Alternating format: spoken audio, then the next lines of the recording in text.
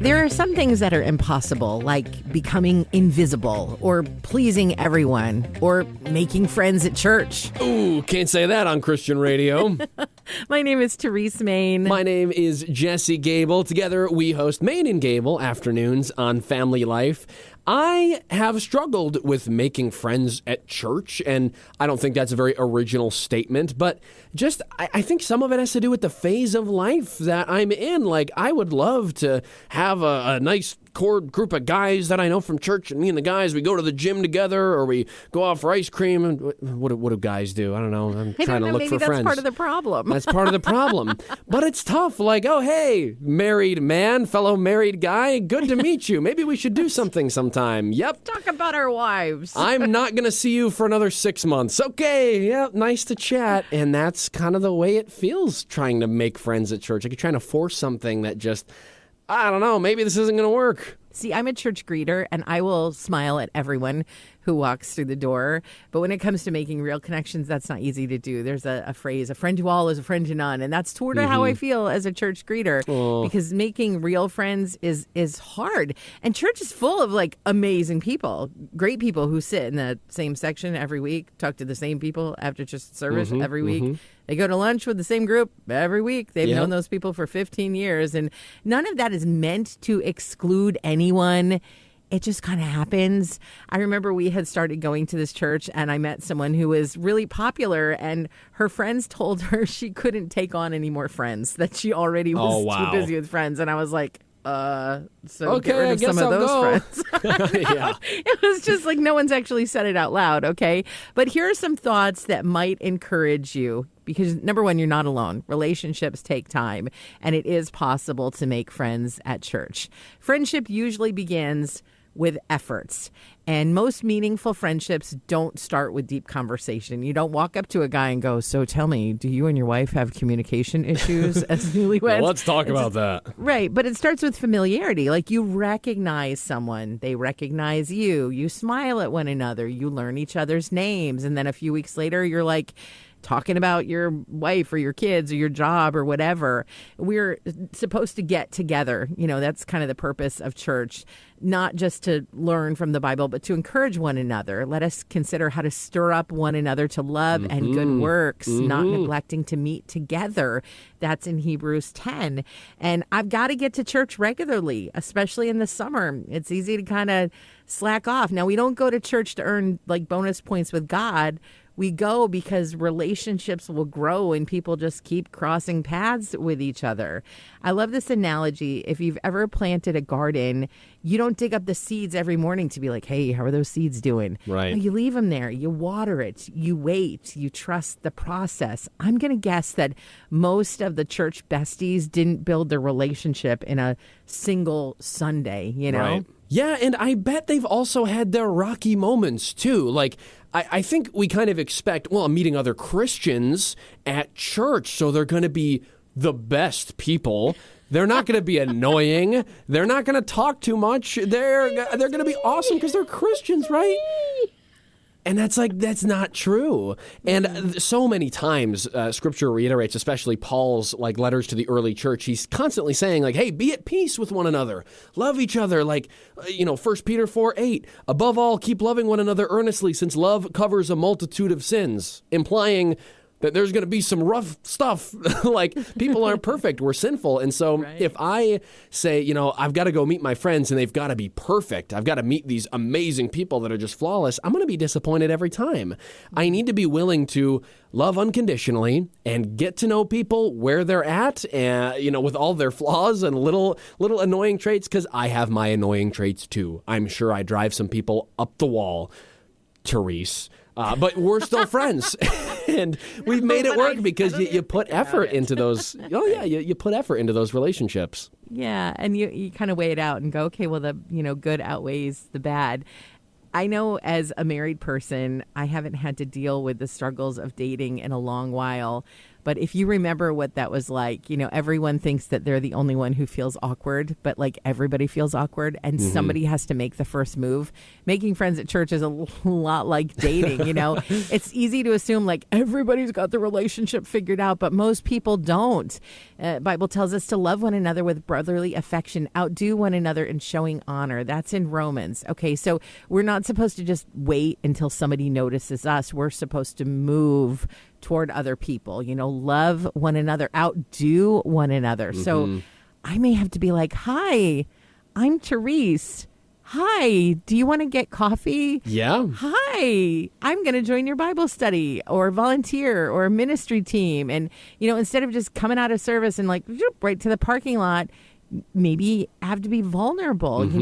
Every single relationship, every single friendship starts with somebody taking a small risk. I do this nerdy thing because I don't know. I don't remember stuff well. I have a note in my phone with people who I've met at church and the way I want to remember them. Like sometimes it'll be like the car they drive. Like there's a couple who drives the same car as us. So we have that joke that's like, oh, I like your car. Oh, I like and your so car. You have a note on your phone with all of these, I don't want to say creepy details about people, but they're maybe a little bit creepy. But that's legitimately, I got to start doing that because sometimes I run out of small talk things to talk about with people. So if you have that one little connection, drive the same car, that goes a long way. And so, when I meet somebody and I want to remember their name, I'll write it down. And then like the next time I see them at church, I try to like know their name so I can call them by it because I'll forget the name. And I think that's why a lot of people don't end up actually talking to each other because they feel like, oh, this next interaction is going to be like as if the first interaction wasn't awkward enough. Yeah. It's like now I don't even know their name and I don't remember where they work. And so, I will keep track of things in my phone so that I can remember who I talk to. I also stalk people on Facebook. Ain't no shame in that game. What? Everybody does it.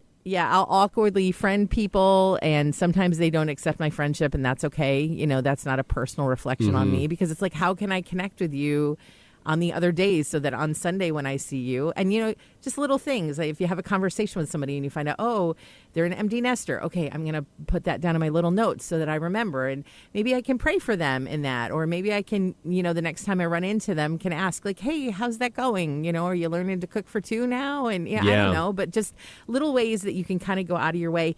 And I hate to keep comparing it to dating, but think about it. When you were courting Maddie, you took notes on every little weird thing about Maddie so that you could build, a great relationship with her based upon those connections. Yeah. So, I'm super nerdy with the notes on my phone. I'm still taking notes about my wife, finding out new stuff all the time. But I was talking to her the other day about making friends, and I kind of lamented because I want to make more friends. I want to make friends with the guys at church. And I think I gave myself the solution. So when I was a teenager and I met another guy that I wanted to be friends with, guy or girl, it was, hey, what's your Minecraft username? You want to join our server? Oh, you would try to connect with them outside of the church or even outside of the Christian realm. Yeah, I'm telling you, I made so many friendships that have stuck even to this day because we started playing video games together. Not everybody plays video games. Not everybody uses that to make friends, but I did. So what is the equivalent of that I can use now? I'm not playing a lot of Minecraft these days. Hey, do you want to come over? I'm having like a board game night with... What did you just say? Did you just diss Minecraft? Yeah, you are still playing Minecraft. Yeah, call me out like that. Okay, yes, I am, just by myself after Maddie falls asleep, okay? But what's the equivalent? I could say, hey, I'm having a little game night, like a board game night or Jackbox with some friends. Would you like to come over? Or, hey, we're starting up a little Bible study at our house. Do you want to come to that? Like, we've got to put some work into... making these opportunities to get together and hang out with friends. Like you said, Therese, asking somebody if they want to go grab a bite to eat, to get to know them. You kind of have to make these courageous leaps when you're dating somebody. Well, the same thing has to happen with friendships. The nice thing is that there's so many more ways to do that. I probably, for a first date with Maddie when I was getting to know her, wouldn't have said, hey, do you want to join my Minecraft server? That just wouldn't have been my opening chess move. But you can do that with friends.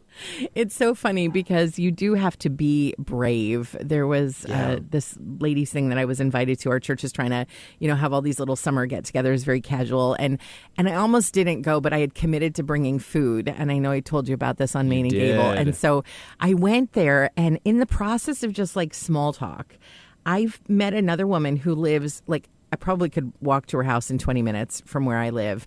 We were born at the same hospital, which is like 2 hours away from where we live now. Man, like, do you guys remember each other? Because by the end, no, not from when we were born. She was born like 10 years before me. But I did get her phone number. Like, I was like, hey, let's just do this thing. Now, we're not like texting every day or anything like that, but I did reach out to her the other day and was like, hey, how you doing? I've been thinking about you. And she was like, oh, I was thinking about you. And it hasn't gotten weird yet. Like, we're not, obsessively texting each other. But it might be the kind of thing, whereas if I wanted to go to the museum or I wanted to go get coffee or lunch, that I would reach out and be like, hey, what's your schedule like? And it's funny because when you say, do you remember each other? And it's like, no, she's 10 years older than I am. Okay.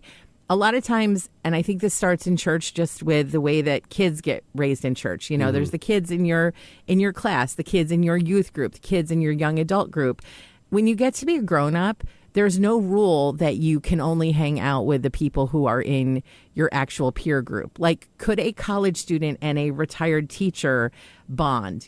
I love sitting next to 20-somethings. The number of college kids who come into our church, I get so geeked out because I see students bringing their friends, and then I will end up sitting kind of next to them, like in that separated pew area. Yeah. And I'll do the awkward thing where I'll be like, hey, I'm a mom. How can I pray for you? Or I remember there was this one kid, and I would just say, hey, do you need a mom hug this morning? Because I knew he was coming by himself every week. Mm-hmm. He was a student, and he was like, I would love a mom hug. Come to find out, he listens to Family Life, and it was when I was on with Rise Up. Whoa. And the signal that he listens to, that time, he translated the signal to a time, and he prayed for Family Life every day at that time. He had been doing that all along. So he'd been like praying for me before I had even met him. No but like, kidding. If I hadn't just said like, hey, do you need a mom hug? What about a young couple and empty nesters, or, a single adult who has a family with teenagers? God loves to build these kind of communities. In 1 Corinthians, it describes the body as many members, but all the members are of the body, so all together separately. And church friendships can form from people who have things in common and don't realize it.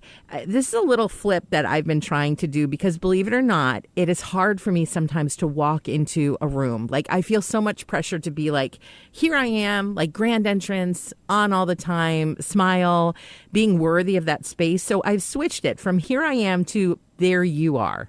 Okay, so when I walk into a space now, I'm less worried about whether or not people like me and if I say or do the right things. Instead, I'm trying to like help other people to be seen, like to take an interest in them, to see what they need. And you know what? That changes a lot of things. When people realize that you're noticing them, it can completely change that part of your relationship. It takes away a lot of the pressure. Mm-hmm. If you're trying to make friends at church and it's hard, okay, you're probably not doing something wrong. If you've been at church for a lot of years, it's a great reminder to look out for other people. There may be somebody who's just standing there alone, hoping that someone will notice them. So if you haven't found your people yet at church, don't give up. Keep showing up. Keep saying yes to opportunities to serve, to connect with other people, because somewhere in the crowd, there is someone who is as nerdy as you are, as weird as you are, as awkward as you are, who needs a friend just as much as you do. And years from now, you might look back and see that making friends at church wasn't completely impossible. Can't say that on Christian radio. Thanks for listening. If you liked this episode, you could subscribe, maybe. And if you really liked it, you could always say so by making a gift to Family Life, the ministry this podcast is a part of. Just go to familylife.org and find out more about what we do. Our producer is Josh Allen. How could we ever thank you enough? Did you know that Family Life offers a variety of podcasts? Get up to date with Family Life news, including the Noon Report and the 5 o'clock reports. There's If That Makes Sense, a conversation for Christians in their 20s. They're all free and on demand at familylife.org/podcast.